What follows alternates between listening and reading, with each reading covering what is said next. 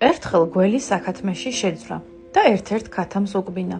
დაავადებული შველასა და ნუგეშს ეძებდა მეზობელ ნათესავებსა და მეგობრებში. დახმარების ნაცვლად სხვა ქათმებმა მისი დევნა დაიწყეს.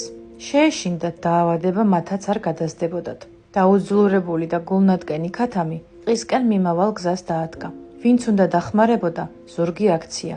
ქათმები გულგრილად უყურებდნენ მის ჰორიზონტზე გაქრობას. გავიდა დრო და ერთ დღეს მაცნე მოვიდა საქათმეში მოულოდნელი ამბით. თქვენი და გადარჩა და ცოცხალია. შორეულ გამოქვაბულში ცხოვრობს. გადარჩა, მაგრამ ფეხი დაკარგა და დახმარება სჭირდება. უხერხული დუმილი ჩამოვარდა, რასაც მოჰყვა ბოდიშების მოხდა და თავის მართლებანი. კვერცხები მაქვს მობარებული, სიმინდი უნდა დავთვალო, წიწილებს უნდა მოვუარო.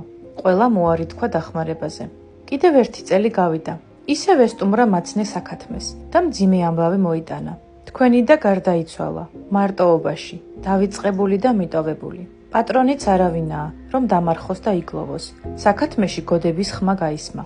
ისინი, ვინც კვერცხებს დებდნენ, გაჩერდნენ. სიმინდის მაძიებლებმა თვლა მიატოვეს.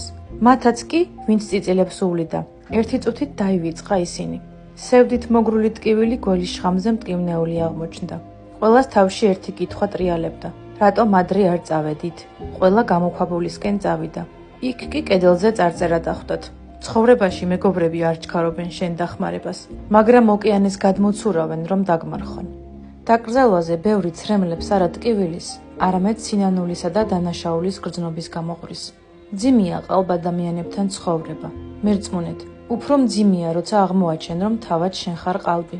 ამიტომ სანამ დრო გვაქვს, სანამ შესაძლებლობა გვაქვს, უნდა ვიყოთ გვერდში მდგომი, ზრუნველი და სიკეთისთვის დაუზარელი ადამიანი.